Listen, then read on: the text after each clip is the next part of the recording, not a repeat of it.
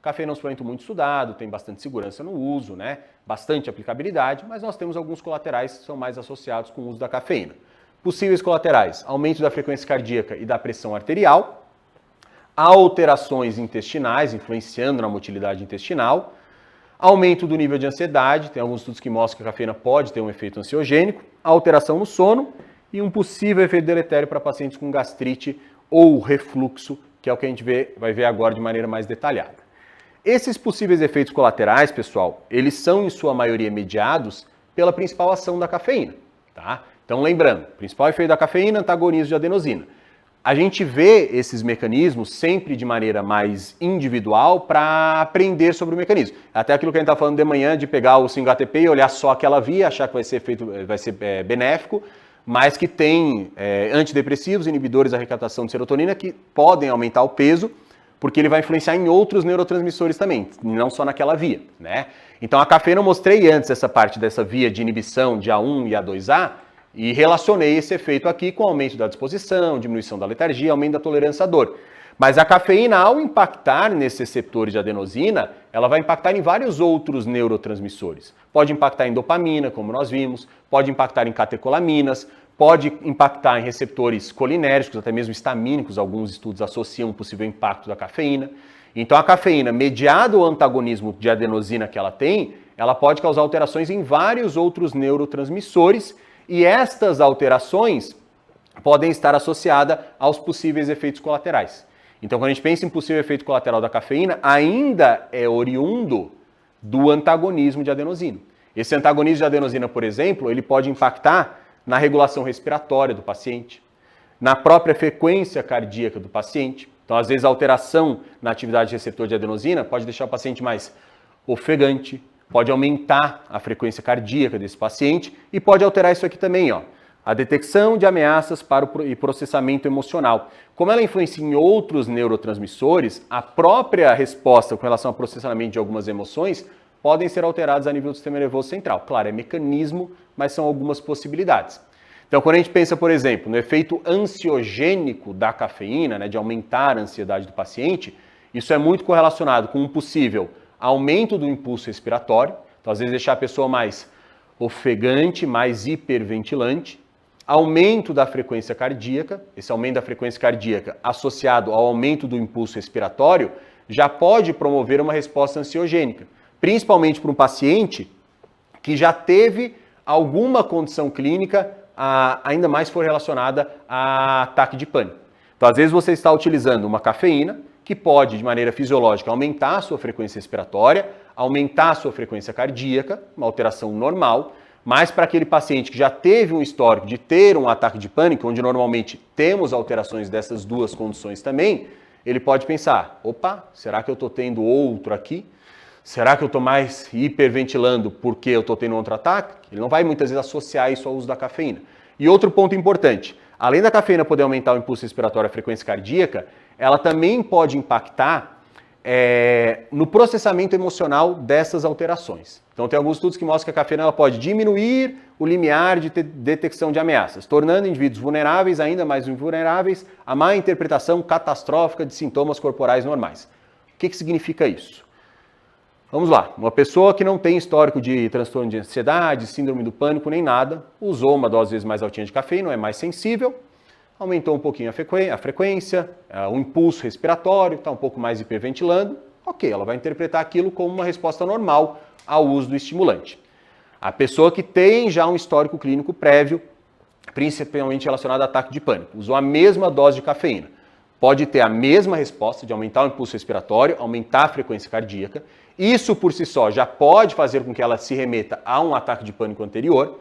E além dessa questão, a cafeína também pode impactar em como a pessoa interpreta essas alterações. Ou seja, talvez sem o uso da cafeína, se ela tivesse um aumento do impulso respiratório da frequência cardíaca, ela poderia interpretar melhor. Aumentei isso aqui porque eu estou me exercitando e é normal ter um aumento da frequência. A cafeína ela pode impactar nessa interpretação, fazendo com que a pessoa comece a achar que estas alterações fisiológicas vão ser muito maiores do que as esperadas. Então ela começa a pensar, putz, eu aumentei meu impulso respiratório, estou mais ofegante, minha frequência aumentou muito, estou tendo outro ataque de pânico. E daí isso por si só já vira um ciclo que vai piorando mais ainda a resposta. Então a cafeína também impacta nessa questão de processamento emocional. Por isso, tornando indivíduos vulneráveis, ainda mais vulneráveis à má interpretação catastrófica desses sintomas corporais que podem ser normais. Ele diminui esse limiar para a detecção de ameaças. Tem estudos que também associam isso. Então, para pacientes que têm síndrome do pânico, transtorno de ansiedade, etc., a gente tem que tomar um cuidado bem grande com relação ao uso da cafeína. Esses seriam os possíveis mecanismos ansiogênicos que vão ter relação com o antagonismo da adenosina, e tem estudo que já mostra esse efeito ansiogênico. Esse aqui é um estudo de revisão sistemática com meta-análise. Ele viu que doses iguais ou acima de 400 mg de cafeína tiveram efeito de aumento de ansiedade.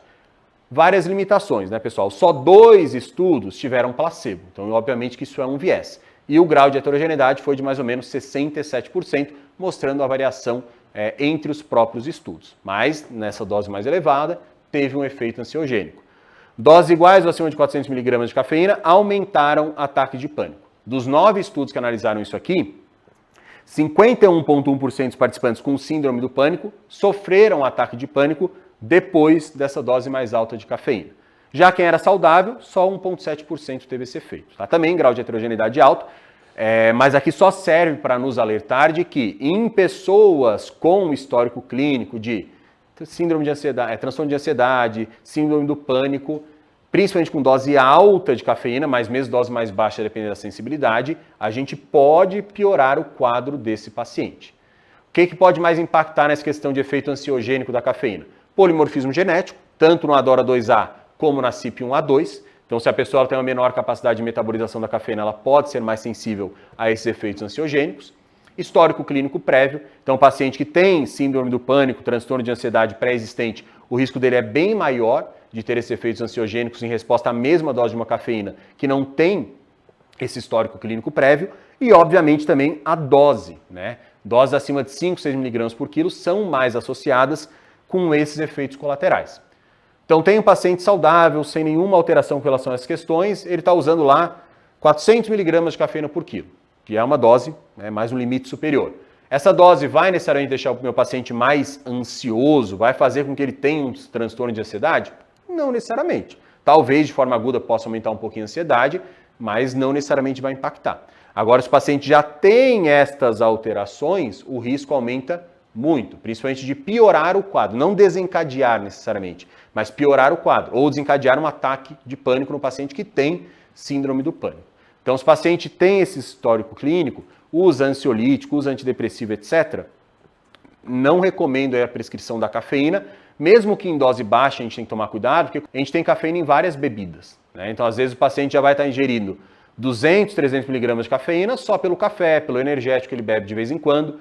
Daí a gente vai lá e bota uma dose não tão alta de cafeína, de 100, 150, mas que daí somada aquilo que ele já consome, talvez dê no final do dia 400, 500, 600 miligramas, o que tende a causar mais efeito colateral.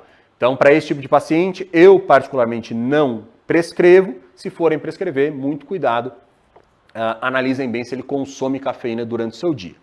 Existem alguns estudos, pessoal, que mostram uma associação inversa até de cafeína e risco de depressão, mostrando que o consumo de cafeína, em especial até de café, pode diminuir o risco de depressão por um possível mecanismo relacionado à influência nos receptores de dopamina. Mas isso aqui é uma comprovação extremamente limitada, tá? Eu trago aqui para vocês, porque se vocês botarem lá cafeína, ansiedade, cafeína, depressão, vocês vão achar estudos vendo essa relação inversa, consumo de café diminuindo o risco de depressão, e o mecanismo mais citado é essa questão de influência nos receptores de dopamina, mas tenham noção que é um quadro com uma questão com uma comprovação científica muito baixa.